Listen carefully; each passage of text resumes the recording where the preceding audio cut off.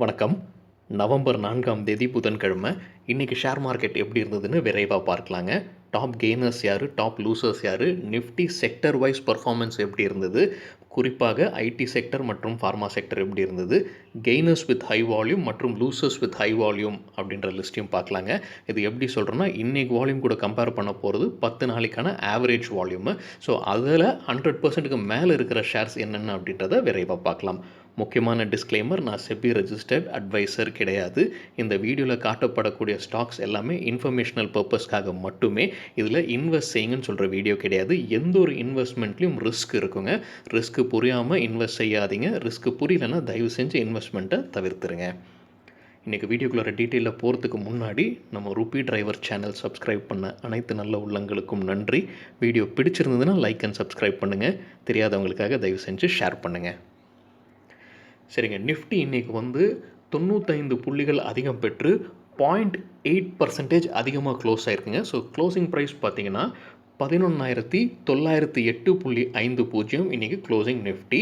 ஆனால் ஹை பார்த்திங்கன்னா 11,929.65, லோ பார்த்திங்கன்னா 11,756. ஸோ ஒரு சின்ன ஒரு சரிவு ஒரு டைமில் நடந்ததுங்க.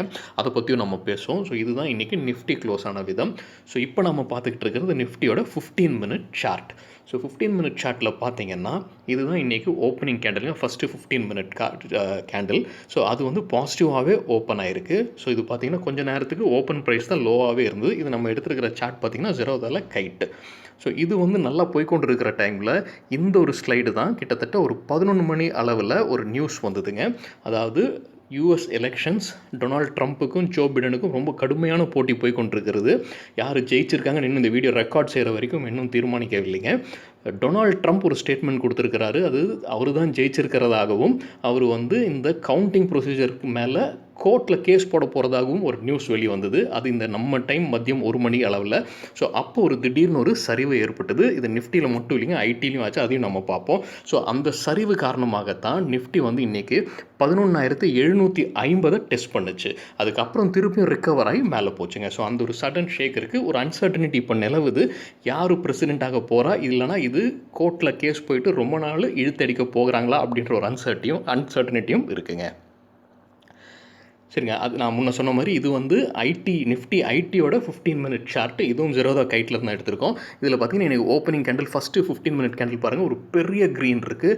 ஏன்னா நம்ம முன்னே பேசின மாதிரி ஐடி செக்டரும் ஃபார்மா செக்டரும் இந்த எலெக்ஷன் ரிசல்ட் மேலே ஒரு பார்வை இருக்குங்க. ஏன்னா 2 செக்டர்களும் அதிகமாக எக்ஸ்போர்ட் பண்ணுறாங்க இந்தியாவிலேருந்து, குறிப்பாக யூஎஸுக்கு. ஸோ அதுக்கப்புறமாக ஒரு சரிவு இருக்குது சின்னதாக. இது அந்த 1 மணி அளவில் இருக்கிற நியூஸு. அதில் சரிவு அடித்து அப்புறம் சின்ன ஒரு ரிக்கவரியாக எட்டியது நிஃப்டி ஐடி.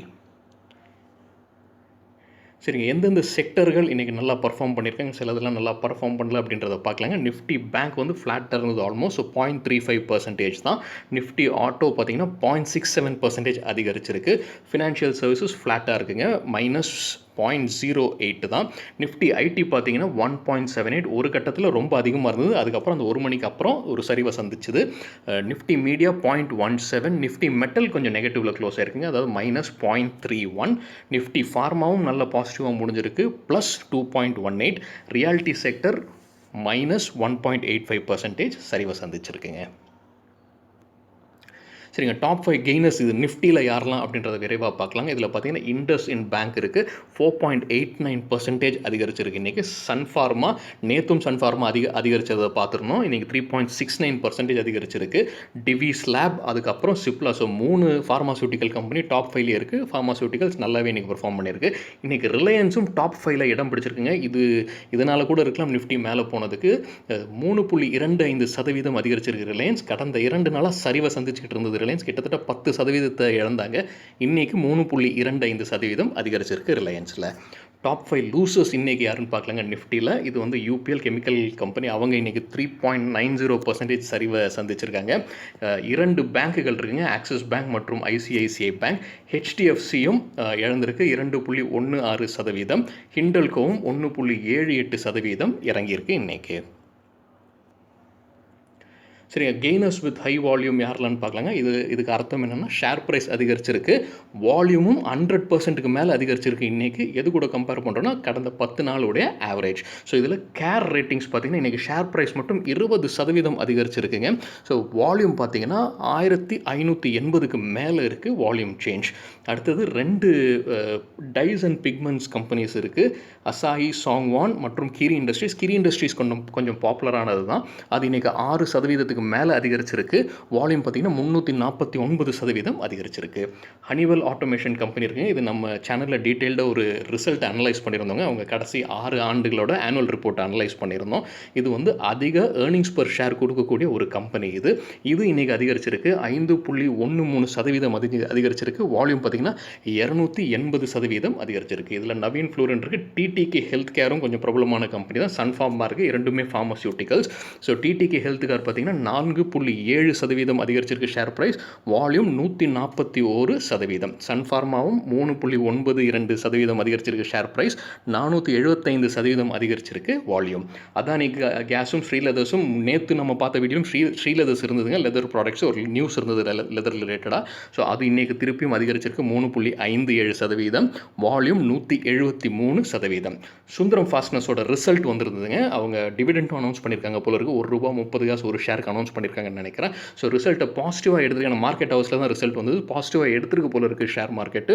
3.33% அதிகரிச்சிருக்கு ஷேர் ப்ரைஸ். 330% வால்யூம் அதிகரிச்சிருக்கு. கிளென்மார்க் ஃபார்மசியூட்டிக்கல்ஸும் இன்றைக்கி அதிகரிச்சிருக்குங்க. 3.16%. வால்யூம் 162%.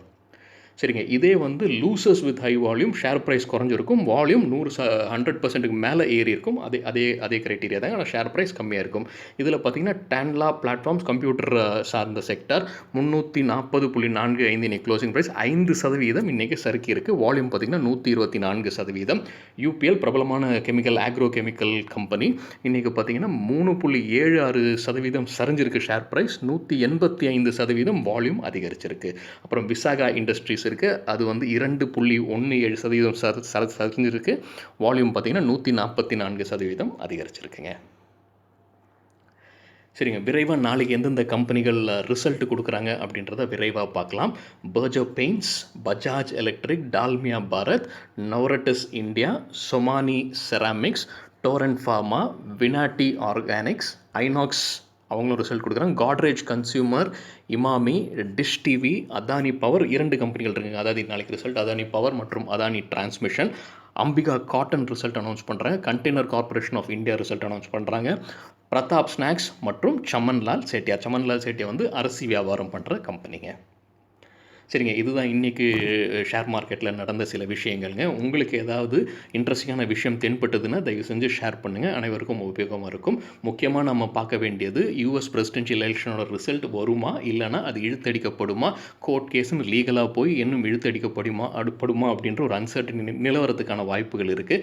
அது இல்லாமல் கிளியராக ஒருத்தர் ஜெயிச்சிட்டாரு, ஒருத்தர் தோத்துட்டாரு அப்படின்ற நியூஸ் வந்ததுன்னா மார்க்கெட்டுக்கும் நல்லாயிருக்கும். சரிங்க. அதை பொறுத்து இருந்து பார்ப்போம். உங்கள் கமெண்ட்ஸையும் கேள்விகளையும் கமெண்ட் செக்ஷனில் கேளுங்க. நன்றி, வணக்கம்.